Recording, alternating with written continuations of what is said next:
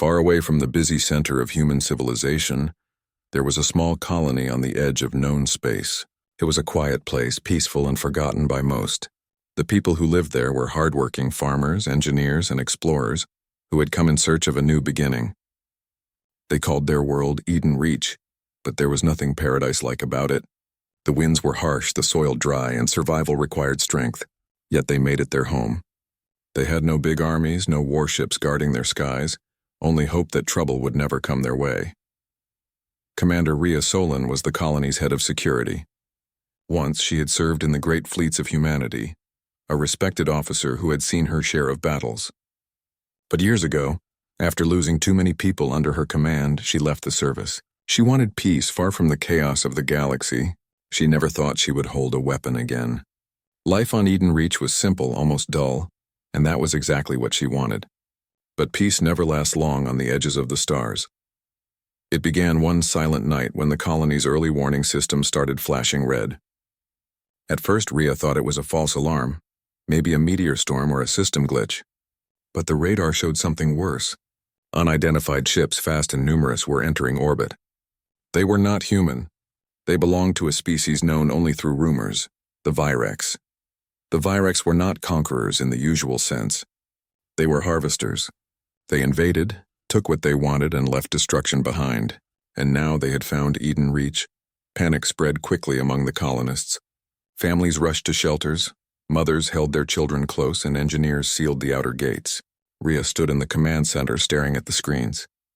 There were too many ships, too much firepower. They had no defenses strong enough to stop them.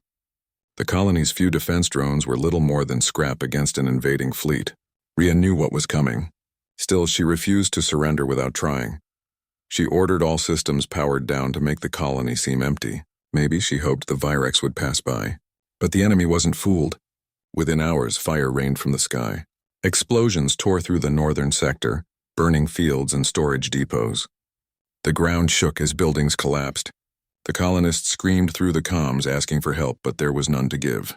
Rhea did everything she could, directing evacuations, sending drones to distract the invaders, comforting the dying. Yet every second felt like defeat. In the middle of the chaos, an idea struck her, the old distress transmitter. It was ancient, a relic from the early days of colonization.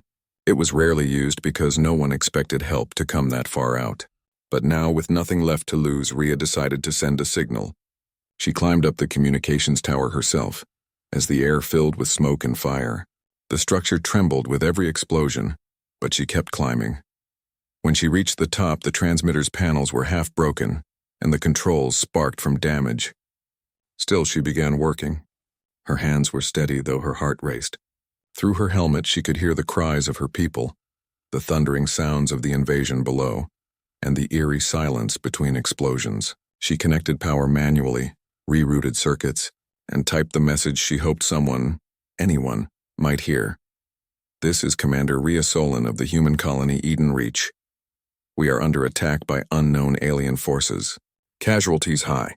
Defenses failing. Requesting immediate assistance. Please, if anyone can hear this, we are human. We need help. She hesitated for a second before pressing transmit. The message shot into the void, repeating itself again and again, carried by faint radio waves into the endless dark. For a moment, she closed her eyes, whispering to herself, "Let someone hear it." When she climbed down, the colony was in ruins. Fires burned across the fields. The few remaining defense drones hovered low, out of power. She found a small group of survivors in the underground shelter, frightened but alive. They looked at her, expecting answers, a plan, something to believe in. But she had nothing except the signal she had sent. For hours, she waited. Every few minutes, she checked the receivers, hoping for a response. A ping, a coded message, even static that wasn't her own. Nothing came.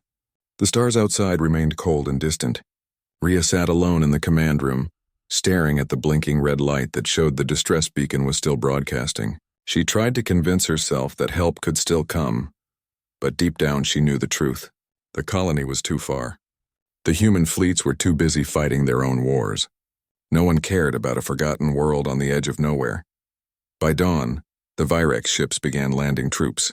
Massive transports descended from the sky, unloading insect-like soldiers covered in armor. They moved fast, efficient, silent. Rhea gathered what few defenders remained. Farmers with rifles, engineers holding tools as weapons. A few young security officers who had never seen real combat. Together they fought, holding the main square for as long as they could. Rhea led from the front, blasting through enemies, shouting orders, keeping her people moving. But it was hopeless. For every Virex they took down, 10 more replaced them. The air smelled of burnt metal and ozone. Buildings fell one by one. When the defenders were pushed back into the central dome, Rhea made a choice. If they were going to die, they would die standing. She ordered the doors sealed and the energy core overloaded to create a blast strong enough to wipe out the landing zone. The others protested, begging her to escape. But Rhea stayed calm. "Someone has to buy us time," she said quietly. As she worked on the control panel, she looked at the faint signal light one last time. The distress beacon was still blinking, weak but steady. Somewhere out there, maybe someone had heard it. Maybe not. Still, she smiled. "At least I tried," she whispered. Just before the final defense collapsed, the signal left the system, a lonely voice in the endless dark. It traveled through debris fields, past silent satellites, across the void between stars. It carried with it the desperation of a dying colony, the courage of a commander who refused to surrender, and a single word that echoed across the stars: help, far away, in another corner of the galaxy, deep within a cold and heavily guarded command station. A receiver blinked once and then again. A voice came through the static. The officers on duty looked up, surprised. They hadn't heard a real distress call in years, not one from so far beyond the frontier. One of them leaned closer, turned up the volume, and the voice of Commander Rhea Solon filled the room. The words were cracked, faint, but clear enough to understand. And though she didn't know it yet, that single message, born out of desperation and courage, would awaken something powerful. Something ancient. The Deathworlders, the most feared and respected warriors humanity had ever produced, were about to rise again. But on Eden Reach, Rhea knew none of this. She sat in the ruins of the command center, bleeding, exhausted, watching the skies burn. The last of the colony's lights flickered out. The sound of alien footsteps echoed closer. She held her weapon tight, ready to face the end. Yet deep inside, a fragile spark of hope refused to die, because even in her darkest hour she believed that somewhere, out there in the vastness of space, someone must have heard her call. And that faint belief, that small, unbroken piece of hope, was the reason she sent the signal again. Far away from the dying colony of Eden Reach, deep inside a heavily guarded region of human space, the Deathworlder command floated silently above a dark and dangerous planet. The planet below was known as Drakkar, the most feared world ever colonized by humans. Its storms could tear apart steel. Its wildlife could kill in seconds. And even the air carried microscopic organisms that could eat through skin. Yet somehow humans had survived here. Not just survived. They had evolved into something stronger, faster, and more ruthless than anyone else in the galaxy. These were the Deathworlders, humanity's most powerful warriors, born in a place where everything tried to kill them every single day. Inside the command station's main hall, Admiral Cale Draven stood watching a holographic map of nearby systems. He was a tall, battle-scarred man with eyes that seemed to see through metal and lies alike. He had fought more wars than most people could count, and he had seen both the glory and the horror of humanity's strength. For years, he had sworn never to send his fleet into another pointless war. The galaxy called them monsters, and maybe they were. But they were monsters with discipline and loyalty. The room was quiet, filled only with the low hum of machines and the faint echo of boots on metal. Then, without warning, a soft tone broke the silence. A young communications officer looked up, frowning at her screen. "Sir," she said hesitantly, "we're receiving a transmission. Extremely weak, coming from the outer rim." Kyle didn't look up. Outer rim signals were usually junk. Pirate chatter, abandoned beacons, or fake distress calls. "Ignore it," he said gruffly. But the signal persisted, repeating again and again. The officer hesitated. "Sir, it's human. Old code, pre-Federation format." That made Cale turn. "Pre-Federation?" he repeated, walking over. "Patch it through." The message played through the speakers. At first it was only static and faint crackles, but then came a voice, broken, weak, yet filled with courage. This is Commander Rhea Solon of the human colony Eden Reach. We are under attack by unknown alien forces. Casualties high. Defenses failing. Requesting immediate assistance, please. We are human. The room fell silent. The officers looked at each other, unsure what to say. The distress call was centuries old in design, something used by the earliest human colonies. No one in this part of the galaxy even remembered those old signals. Kale stood completely still, his jaw tightening. Eden Reach, he said quietly, as if tasting the words. He remembered it, a small colony that had refused Deathworlder protection years ago, calling them too violent, too dangerous to be trusted. And now that same colony was begging for help. He walked to the main console and played the message again. As Rhea's trembling voice filled the room a second time, something shifted in him. He saw in her tone the same desperation he had once heard from soldiers dying on forgotten battlefields. He knew what it felt like to call for help and get only silence in return. Slowly, he turned toward his crew. "How far?" he asked. 14 sectors, replied the navigator. At full burn, the Armada could reach it in 36 hours. Any other human fleet closer? The communications officer shook her head. None, sir. They're on their own. Kyle looked up at the holographic map again. The enemy's territory was spreading fast. If the Virex took Eden Reach, they wouldn't stop there. They would push deeper, reaching the trade routes, the neutral zones, maybe even the inner worlds. It wasn't just about one colony. It was about the message it would send to the rest of the galaxy. That humanity had grown too soft to defend its own. He exhaled slowly, his voice low but firm. Wake the Armada. For a moment, the crew froze. They had not launched a full fleet mobilization in years. The Deathworlder Armada was not a thing used lightly. When it moved, worlds trembled. The communications officer looked uncertain. Sir, are you sure? The High Council, Kyle cut her off. The High Council is not here, we are. And a human world is dying. His tone left no room for argument. If the Council has a problem, they can take it up with me when we return.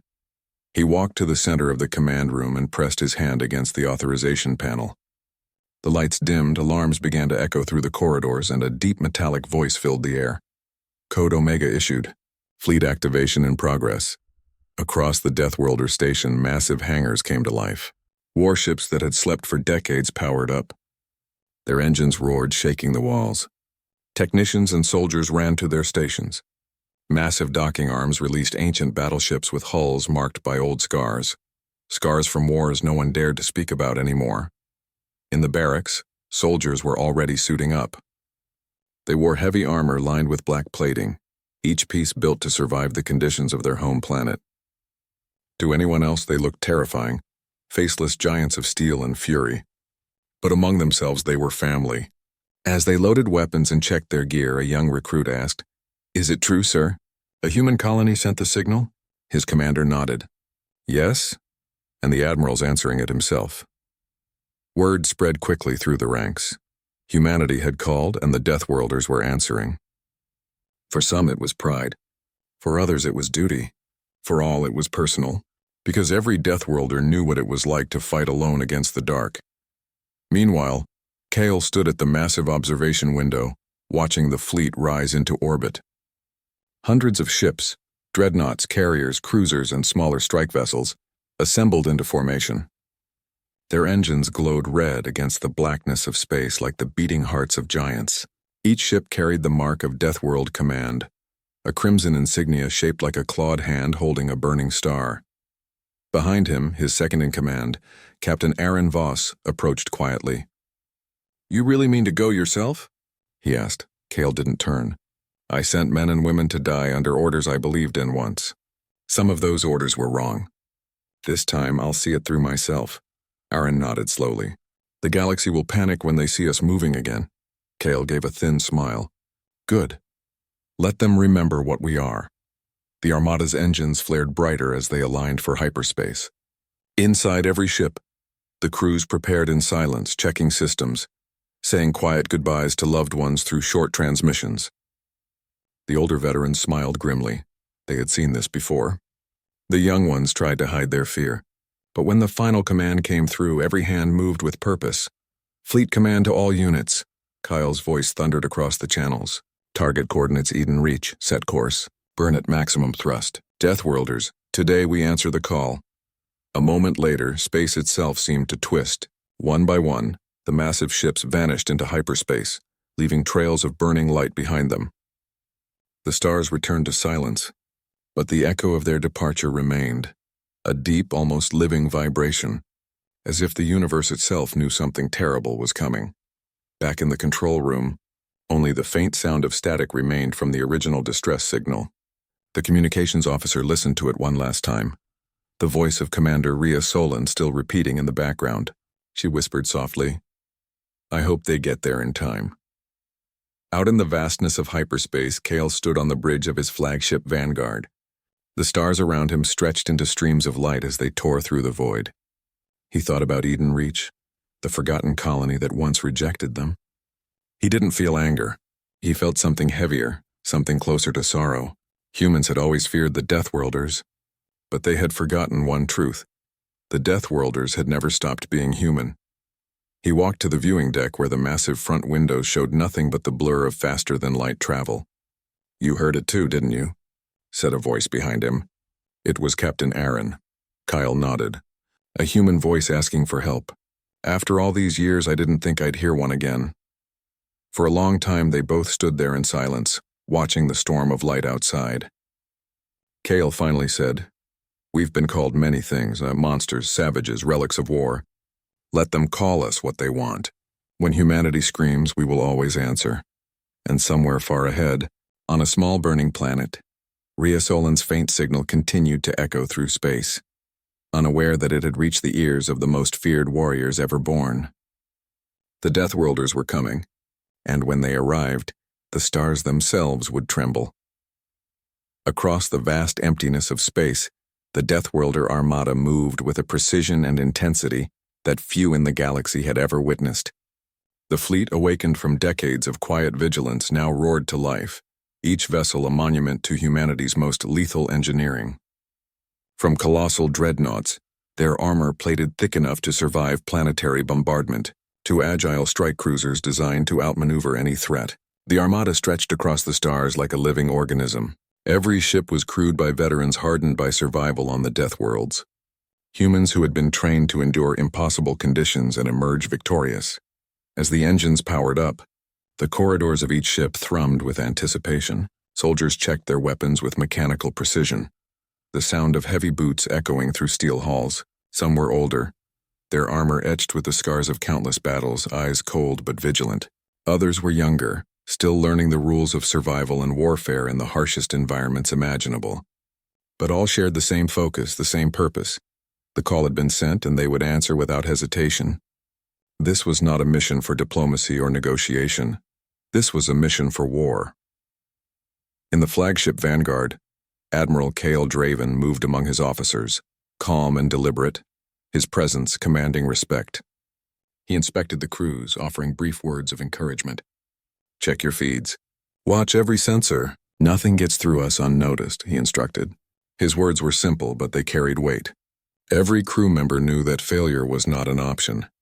Beyond their objective lay a colony in desperate need of help, and behind it, a galaxy that had underestimated what the Deathworlders were capable of. The Armada assembled into formation, and as they aligned for hyperspace jump, the universe around them seemed to hold its breath. The stars stretched into lines of fire as the ships propelled themselves forward, faster than light could carry them. The fleet's movement was more than transportation, it was a message. To any observer, it declared that the most feared warriors of humanity were awake, mobilized, and heading for conflict. For centuries, the mere sight of a Deathworlder vessel had been enough to halt enemy fleets. Now entire sectors of space would learn what it truly meant to face them. Inside the ships, preparations continued. Soldiers performed drills, double-checking armor seals and weaponry. The sound of mechanical arms loading railguns and missile bays reverberated through the vessels. Medics readied supplies for wounded, though the expectation was that some casualties were inevitable. Despite the professionalism and calm exterior, there was an undercurrent of tension.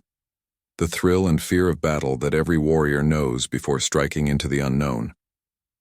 The crew were not naive.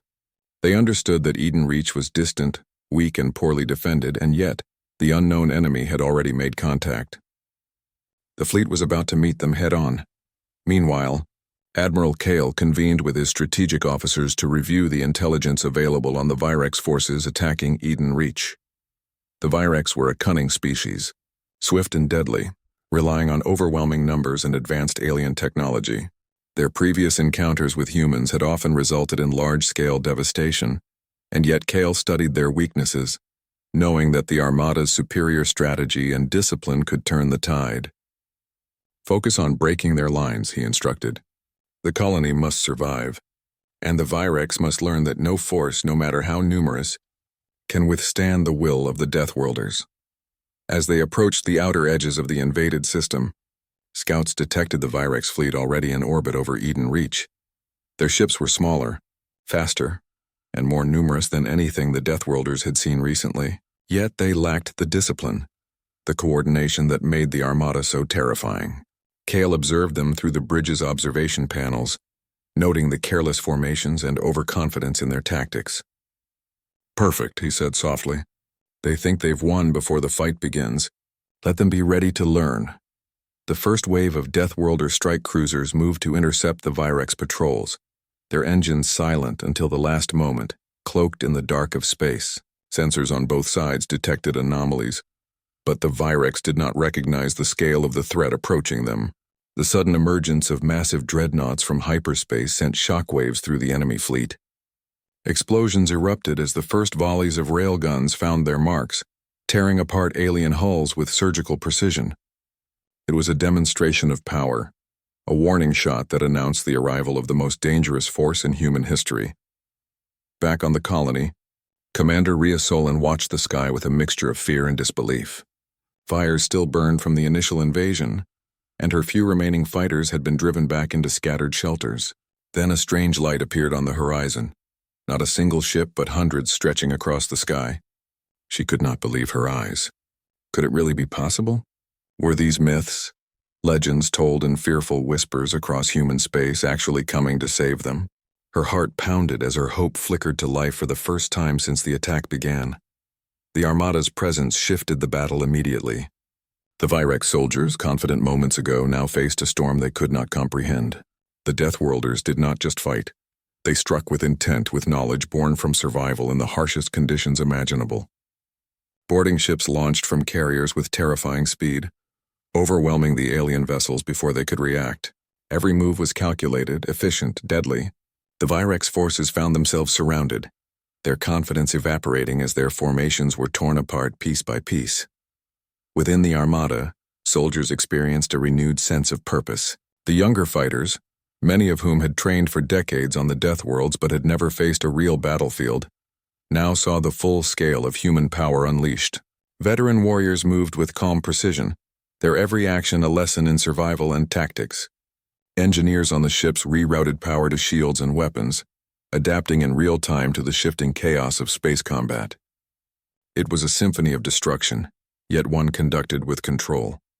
Admiral Kale remained on the bridge of the Vanguard, watching the unfolding chaos with a detached focus.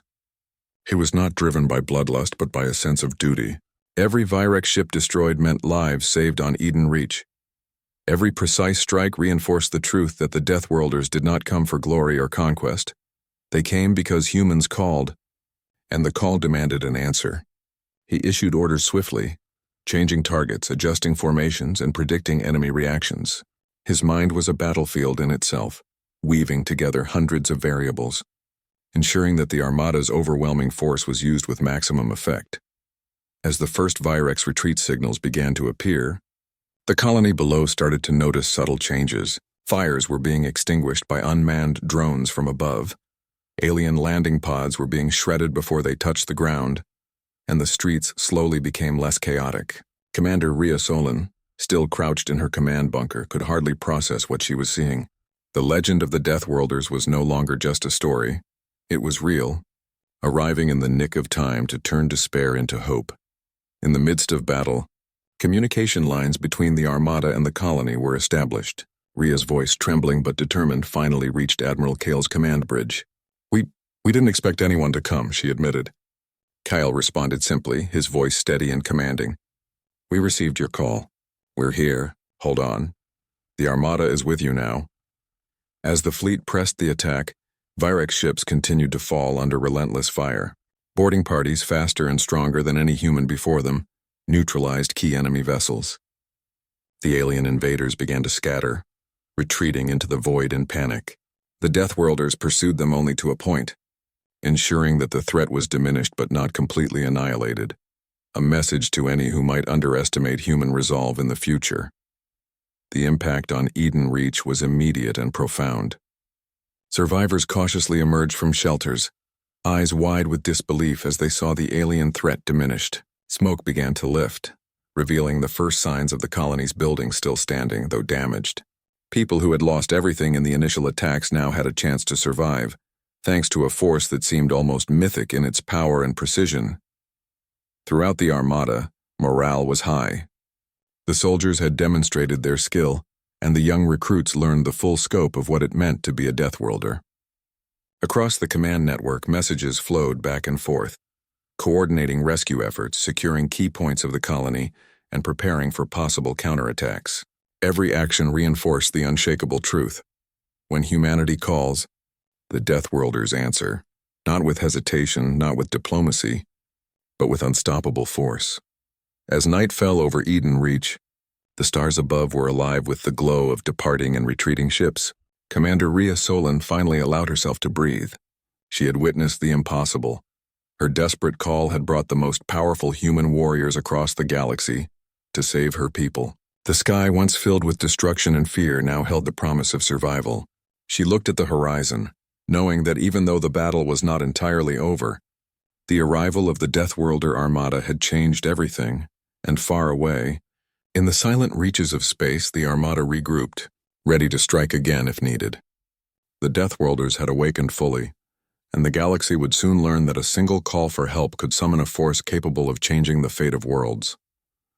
Commander Rhea Solon's signal had been answered, and the legends of the Deathworlders were no longer stories. They were reality, moving through the stars with unstoppable speed and precision.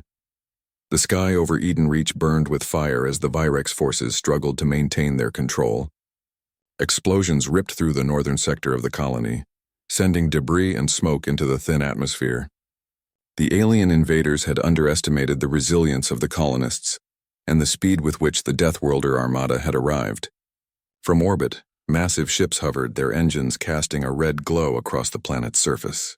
The dreadnoughts moved with terrifying precision, their weapon systems scanning and calculating every target with ruthless efficiency. Smaller strike cruisers darted in and out, attacking enemy units that had no idea what hit them. For the first time since the invasion began, the people of Eden Reach could see hope flicker in the distance. Commander Rhea Solon rallied her remaining fighters. They were few, exhausted and afraid, but the presence of the Deathworlders inspired a courage that had been buried under days of fear. Soldiers, farmers, and engineers alike took up what weapons they could find, forming small squads to coordinate with the orbital support. The ground defenses, once disorganized and overwhelmed, began to move strategically under Rhea's orders. She transmitted her location and plans to the Armada above, and the response was immediate. Massive orbital guns, previously silent, unleashed barrages that cut through the alien ranks. The Virex were caught off guard. The first full-scale engagement began in the outskirts of the colony. Virex transports tried to land troops, but the Deathworlders' precision strikes made it nearly impossible. Massive dropships were ripped apart mid-air, and boarding parties found themselves trapped under concentrated fire. The alien soldiers were quick and deadly, but they had never faced an enemy that combined raw strength, tactical brilliance, and advanced weaponry in such perfect synchronization. The Deathworlders did not just destroy they dominated. Each maneuver, each strike, demonstrated years of survival on worlds that had forged them into living weapons. On the ground, Rhea moved with her squad through the streets, directing them toward weak points in the alien formations. They carried what they could: rifles, energy weapons scavenged from the initial attack, and improvised explosives. Her heart pounded as she saw Virex soldiers attempting to break through barricades, but she stayed focused. Every enemy eliminated allowed civilians to move to safer zones. The coordination between the ground fighters and the orbital armada was seamless. Fire support from above, combined with precise ground tactics, created a deadly synergy. The Virex commanders attempted to regroup, calling reinforcements and coordinating counterattacks. But every move was anticipated. Deathworlder sensors scanned the battlefield constantly, predicting movements and adjusting attacks with inhuman speed. Heavy dreadnought cannons fired from orbit, striking supply lines and alien command hubs, while smaller strike ships flanked enemy groups to prevent escape. The aliens had no understanding of the Deathworlders' adaptability. Where one attack failed, another was ready, faster and stronger. The Virex soldiers began to panic, their confidence shattered. Rhea witnessed the change firsthand. What had seemed like an unstoppable invasion force now faltered under the relentless pressure. Troops that had been advancing boldly now scattered, taking cover wherever they could. Vehicles and dropships exploded under orbital fire. Alien communications were disrupted by Deathworlder interference, leaving units isolated and vulnerable. The turning point was visible in the alien movements. Chaos replaced organization. In one critical sector near the colony's energy plant, Rhea led a squad to prevent the Virex from sabotaging the power systems. The area was a maze of damaged buildings, fires, and debris. Virex units hid among the wreckage waiting to ambush. Rhea signaled her team and they moved carefully, eliminating threats while minimizing risks to the remaining colonists. Above them, Deathworlder orbital weapons provided precision cover, neutralizing any enemy that tried to reinforce the ground. It was a ballet of destruction, chaotic to the untrained eye, but perfectly controlled by those who knew what survival demanded. As the battle raged, the Virex attempted one last desperate maneuver, a concentrated strike against the colony's central plaza where civilians and Rhea's forces had taken shelter. Massive transports descended from orbit, their intent to overwhelm and crush all resistance. But the Deathworlders anticipated the move. Strike cruisers moved at lightning speed, intercepting the transports before they could land. Boarding pods were destroyed, enemy soldiers disoriented, and the invaders' morale collapsed completely. The battle had turned decisively in favor of Eden Reach, not because of luck, but because of the combination of human courage and Deathworlder precision. Throughout the engagement, Admiral Cale Draven monitored the battle from the vanguard. His orders were clear and relentless. He did not want the enemy merely repelled. He wanted them defeated enough to ensure they could not return. The Armada maintained continuous pressure, systematically dismantling alien forces with calculated strikes. Every Virex ship destroyed and every troop eliminated reinforced the lesson that Eden Reach was no longer an easy target. Cale's presence and strategy ensured that the fight remained organized despite the chaos, turning what could have been a massacre into a story of triumph. By nightfall, the Virex forces were in full retreat. Their once proud formations had dissolved into scattered pockets of resistance. The colony had suffered damage. Fires still burned in sections, buildings were crumbling, and supplies were destroyed. But the people survived. Rhea's squad moved through the streets, helping the wounded and guiding civilians to safer zones. For the first time in days, there was a sense of relief. Hope, fragile but real, began to replace despair. Rhea finally allowed herself a moment to look at the sky. The orbital armada, still hovering above, cast a protective shadow over Eden Reach. Massive dreadnoughts and cruisers glowed faintly against the darkness, a silent testament to the power that had saved them. She could hardly believe that the legends she had once dismissed as stories were now tangible reality, guarding her people, destroying those who had threatened them. In the aftermath of the battle, communication lines were re-established between the colony and the Armada. Cale's voice came through the channel, calm but firm. The Virex are retreating. Hold your positions. Secure the perimeter. We will remain until the colony is stable. Rhea responded, her voice trembling but filled with gratitude. Thank you. We thought we were lost. We didn't know anyone would come. Cale's response was simple, almost philosophical. We received your call. Humanity calls and we answer. That is all you need to know. In the following hours, the Armada helped stabilize the colony. Medical drones treated the wounded. Repair crews began rebuilding essential infrastructure, and security teams cleared remaining pockets of alien resistance. The scale of coordination was overwhelming but effective. The Deathworlder's presence was not just destructive power. It was structured support combining strategy, logistics, and relentless efficiency. Rhea observed the changes with awe. Her people, once broken and terrified, began to organize and reclaim their homes. Streets were cleared, shelters reinforced, and basic systems brought back online. Children who had hidden for days finally stepped into the open, and farmers started salvaging what they could from the damaged fields. For the first time since the invasion began, life began to feel possible again. As the last of the Virex forces fled, leaving behind smoldering wrecks and shattered equipment, Rhea realized the true impact of what had happened. The colony was alive because the Deathworlders had come. It was not just their weapons or their technology. It was their presence, their experience, and their unyielding determination that had turned the tide.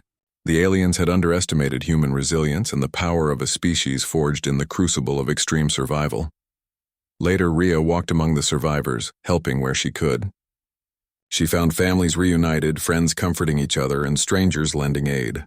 Every face she saw carried relief, disbelief, and gratitude. She understood in that moment that Eden Reach would never forget this day. The day when legends became real. When desperate calls for help were answered by the most feared warriors humanity had ever produced. As the sky darkened and the fires of battle finally dimmed, Rhea stood on a hill overlooking the colony. The glow of the Armada's ships above was a reminder that even in the farthest reaches of space, humanity was never truly alone.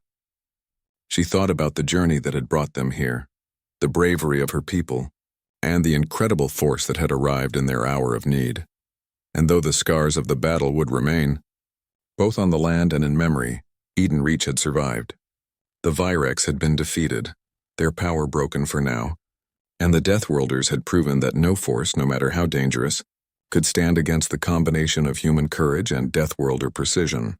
The sky above was quiet, but the story of the battle would echo through generations, a tale of heroism, power, and hope that began with a single, desperate signal from a dying colony. In the quiet moments that followed, Rhea finally allowed herself to breathe. She knew the danger was not entirely gone. The Virex might return and other threats could emerge, but the first step had been taken. With the Deathworlders watching over them, Eden Reach had a chance to rebuild. The legend of the Armada had been proven true, and the galaxy had witnessed what it meant when humanity's most powerful warriors answered a call for help. The colony was alive. The invaders were gone, and in the hearts of the survivors, a new story had begun, one of hope, survival, and the terrifying, awe-inspiring power of the Deathworlders who had answered a distress call and changed the fate of a world forever.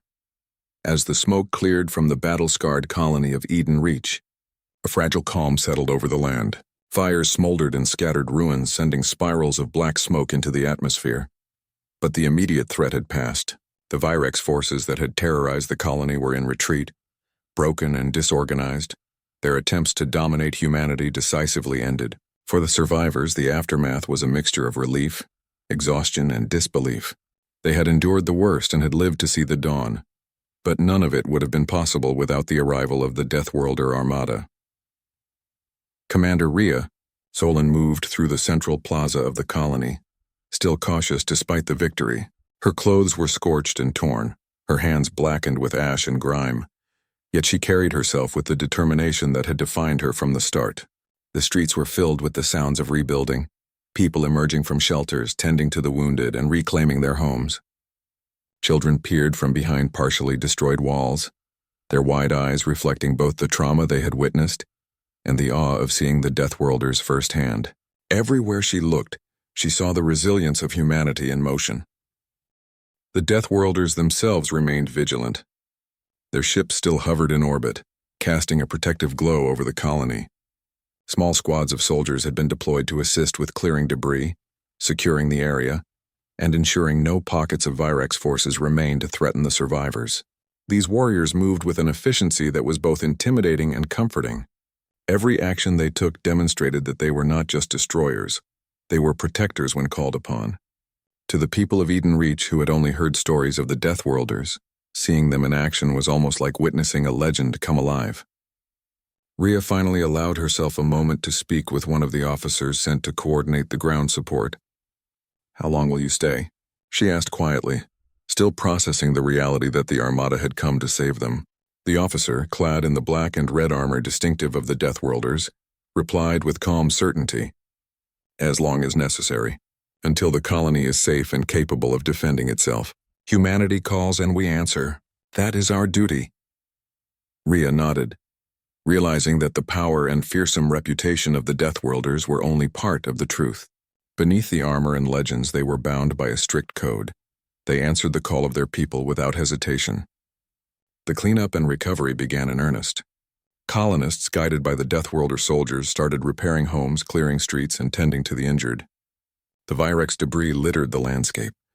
Twisted metal and alien technology scattered across the land. Engineers, both human and Deathworlder, worked side by side to dismantle dangerous machinery and repurpose usable parts. Medical teams set up triage centers treating wounds that had been unattended for days. Every action reinforced a sense of hope, the first tangible sense of hope since the invasion began. Rhea moved from group to group, offering guidance, encouragement, and reassurance.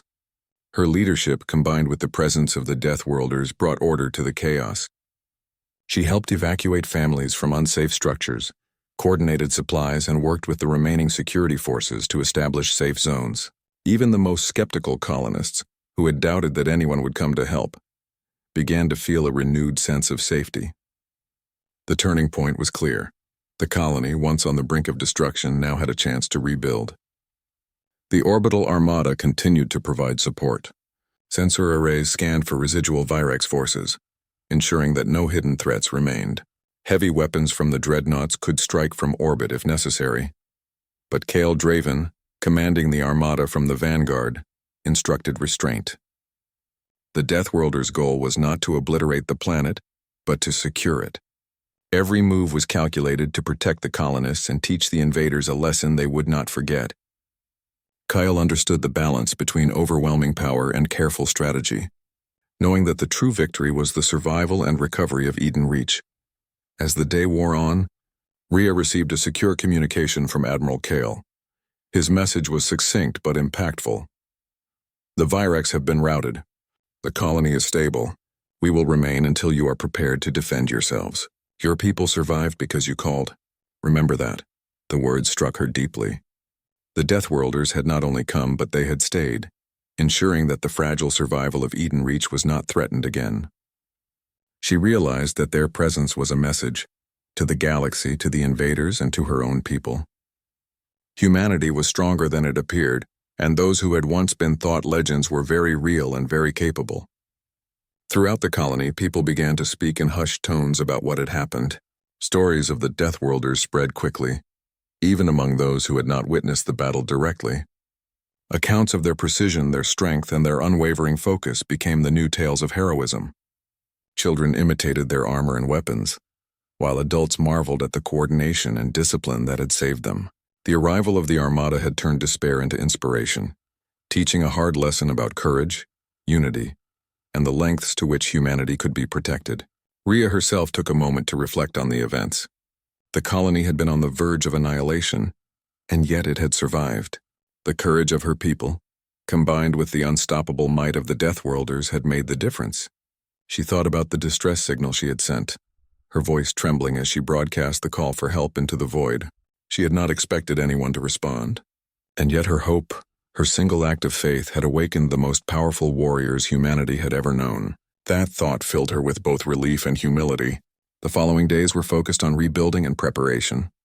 The colony repaired infrastructure, reinforced defenses, and organized patrols to prevent any further incursions. Deathworlder squads trained some of the human defenders, teaching them strategies and combat techniques that had kept their species alive on the harshest planets imaginable. The survivors learned quickly, inspired by the example of their protectors. Even those who had never held a weapon before found themselves capable, emboldened by the knowledge that they were no longer completely alone. At night, the sky over Eden Reach was quieter than it had been for days. The red glow of the Armada still lingered above, a constant reminder of the power that had saved them. Families gathered in shelters, children slept soundly for the first time, and the survivors could begin to imagine a future beyond fear. Rhea walked among them, observing the recovery. She knew that scars remained, both physical and emotional, but she also knew that resilience had been proven. Humanity, even at its most vulnerable, could endure and survive with the right help. In one quiet moment, Rhea climbed to a hill overlooking the colony and looked up at the ships above. She thought about Admiral Kale and his warriors, and she realized that the legends of the Deathworlders were more than stories of fear. They were stories of loyalty, courage, and unmatched skill. They had come across the galaxy in response to a desperate call, risking their own lives to save others. She finally understood what it meant to witness the living embodiment of a promise. Humanity calls and the Deathworlders answer. Rhea decided to record a message for the Galactic Network. Her hands shook slightly as she activated the communicator. "This is Commander Rhea Solon of Eden Reach. The colony is safe. Thanks to the arrival of the Deathworlders, our people have survived an invasion that would have otherwise destroyed us. Let this message serve as proof that when humanity calls, the strongest among us will answer." She paused, letting her words sink in, and then ended the transmission. As the Armada prepared to depart, leaving behind some of their ships for continued protection, Rhea knew that her people had been changed forever. They had seen the raw power of the Deathworlders, witnessed the unwavering focus of humanity's most elite warriors, and understood the meaning of resilience under impossible circumstances. Eden Reach was not just a colony that survived, it was a symbol that even in the darkest corners of the galaxy, hope and courage could call forth unimaginable strength. Admiral Kyle, aboard the Vanguard, watched the colony one last time before giving the order to return to deep space. He knew his presence was no longer required. The survivors could now defend themselves with the knowledge and skills imparted to them. Yet he left behind a lasting impression, a reminder that humanity could rely on its strongest when the stakes were highest. The signal that had been sent in desperation had been answered, and its impact would be felt for generations. For Rhea, the final moments of the Armada's departure were bittersweet. She had lost friends, homes, and peace, but she had gained something far greater: survival, knowledge, and proof that humanity was never truly alone. She turned to the horizon, where the last glimmers of the Armada faded into the distance, and whispered quietly, "Thank you." The words were not just for Admiral Kale or his warriors. They were for the hope that had carried them through, for the courage of the colonists, and for the promise that humanity would endure, no matter the odds. With the Virex retreating into the void and the Armada gone but leaving protection behind, Eden Reach began its slow return to life. Buildings were rebuilt, crops replanted, and systems restored. The survivors shared stories of heroism, courage, and survival. And in every tale, the arrival of the Deathworlders remained central, a living legend that had turned despair into triumph. Commander Rhea Solon stood on the rebuilt command center balcony, looking at her people rebuilding their homes. She understood that this was only the beginning. The galaxy remained dangerous and threats would always arise. Yet now she knew something that no one could ever take away. Humanity could call for help, and the greatest warriors it had ever known would answer, no matter the distance, no matter the danger, and no matter the odds. Eden Reach was no longer just a forgotten colony. It had become a symbol of survival, resilience, and the incredible power of hope. And as the stars twinkled quietly above, Rhea Solon smiled, knowing that the galaxy had witnessed what it truly meant when the Deathworlder Armada answered the call. Humanity had survived, and it would endure stronger than ever before.